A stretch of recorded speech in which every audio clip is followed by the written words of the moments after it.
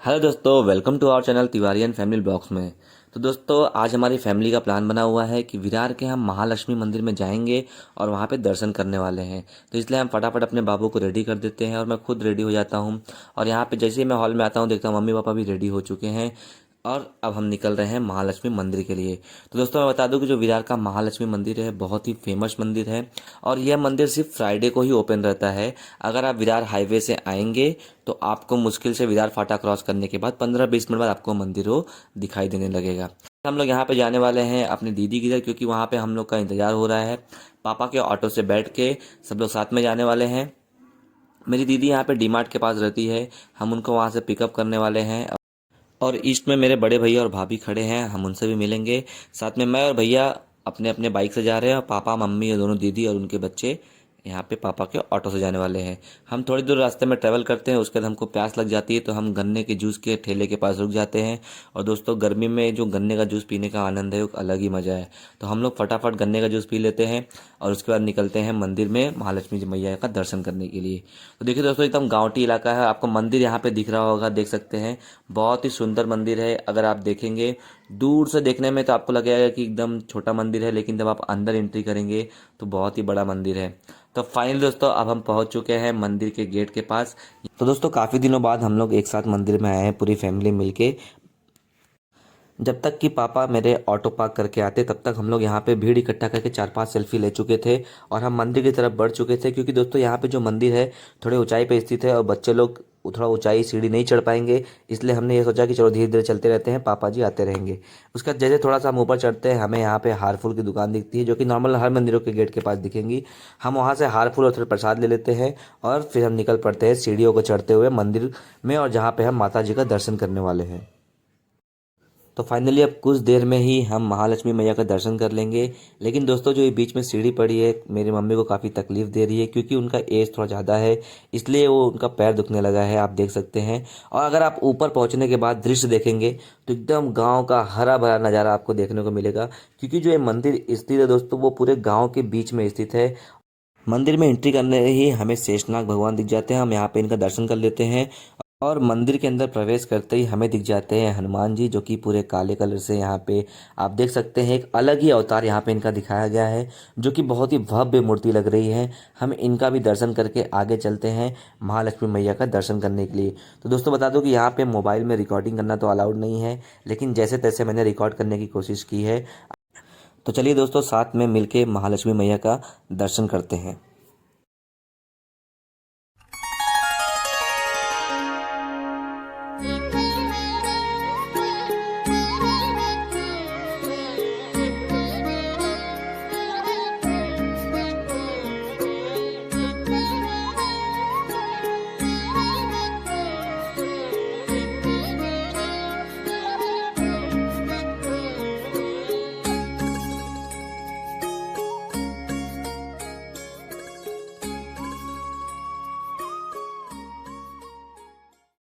तो फाइनली दोस्तों, हमारा देवी माँ का दर्शन यहाँ पे कंप्लीट हो चुका है और हम थोड़ा आराम के लिए बैठते हैं। तो मेरा बेटा यहाँ पे जो हमने देवी माँ को फूल चढ़ाया है कमल का, वो यहाँ पे उसके बाद खेलने लगता है। और मेरा भांजा भी कहाँ पीछे रहने वाला है, वो भी मंदिर में पूरे तरीके से खाली जगह का भरपूर यूज़ कर रहा है और यहाँ पे आपको खेलता हुआ दिखाई दे रहा होगा। दोस्तों, खेलते खेलते अब हम सबको भूख लग जाती है। उसके बाद हम चल पड़ते हैं महालक्ष्मी मैया का यहाँ पे प्रसाद लेने। तो दोस्तों, यहाँ पे जो प्रसाद की विशेषता यह है कि आप कभी भी फ्राइडे को आएंगे तो जब से मंदिर चालू होता है और मंदिर के बंद होने तक यहाँ पे आपको भंडारे में प्रसाद खाने को मिलेगा। तो दोस्तों, अब हम यहाँ पे थाली ले लेते हैं और फिर थाली को अच्छे तरीके से एक बार वॉश करके हम चल देते हैं खाना खाने। और दोस्तों, यहाँ बता दूं कि खाना खाने के बाद आपको अपनी थाली खुद धोनी पड़ती है। सभी भक्त यहाँ पे खाना खाते हैं और उसके बाद आते हैं, यहाँ पे बर्तन को धोने की व्यवस्था अच्छे से की गई है। अब मेरी दोनों बहनों ने यहाँ पे जाके फटाफट लाइन लगा के प्रसाद ले लिया है, तो मेरा भी फर्ज बनता था कि मैं भी उस प्रसाद का लाभ उठाऊँ। तो मैं और मेरी वाइफ चल देते हैं लाइन लगा के प्रसाद लेने।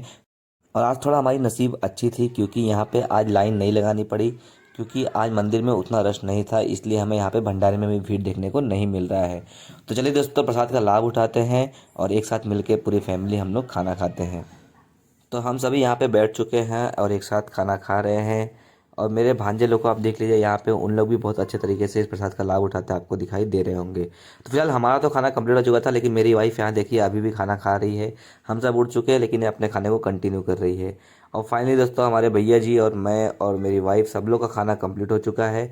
और हम थोड़ी देर में नीचे की तरफ चले जाएंगे, क्योंकि दोस्तों हमें घर पे जाने के लिए भी लेट हो रहा है काफ़ी। मेरे मम्मी का फास्ट होने की वजह से उन्होंने यहाँ पे भंडारे का प्रसाद नहीं खाया, और यहाँ पे हम निकल पड़ते हैं अब सीढ़ियों की मदद से नीचे की तरफ, जहाँ पे हमारा मम्मी इंतजार कर रही हैं। उतने में तब तक मेरा भांजा देखिए यहाँ पे सीढ़ियों से कैसे उतरता आपको दिखाई दे रहा होगा।